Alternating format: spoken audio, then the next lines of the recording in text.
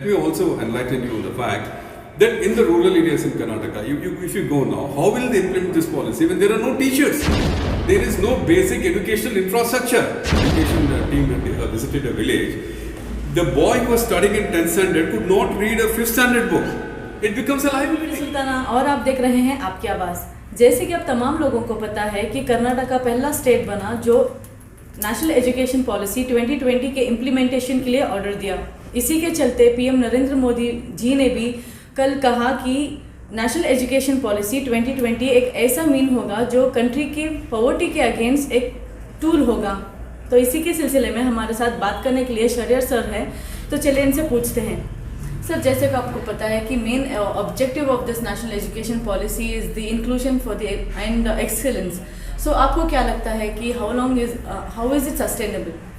See, whatever Narendra Modi does, the Prime Minister does, I always look at it from this perspective. It always affects the federal structure of the country. So what do you mean by national education policy? There has always been a policy at the state levels. State education is also a subject that is shared by the states. Now, what are the state governments doing? We already have a graded system of education in India, where the poor can only get low quality education, and the middle class the kind of education they can afford, and mediocre education. Rich get the best of education because they can pay more 10 lakh rupees per year and all that. First of all, the Prime Minister ought to have addressed that problem, that you can have different standards for different class of people. There can't be a hierarchy in the quality of education. I think there it falls completely short. The second flaw I see in this is, it's one thing to provide quality education to the people. It's another thing to provide them employment.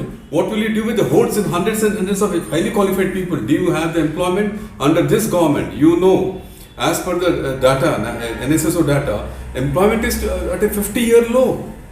Where is the bridge between these two?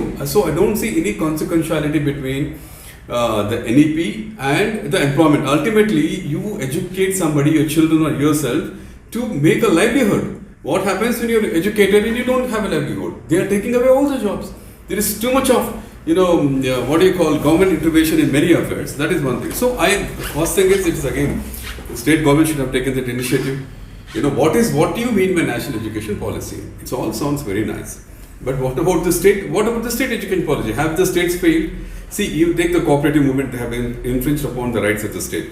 Look at anything, even NC, every damn thing they do, the government, I think they are over-centralizing in the guise of various national policies. Then what is the point of having a federal structure where, state government should take initiative and provide education? And let me also enlighten you on the fact that in the rural areas in Karnataka, if you go now, how will they implement this policy when there are no teachers? There is no basic educational infrastructure. Our Prime Minister, Honorable Prime Minister, with his Swachh Bharat, he gave 15,000 rupees to the poor families to build toilets without water. There is dearth of water in India. Similarly, what I am talking is, if there is no water, there can't be a toilet. You can't have dry toilets.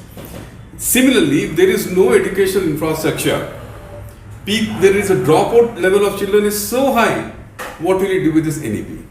That is the main thing. That needs to be addressed. It looks very nice in the book.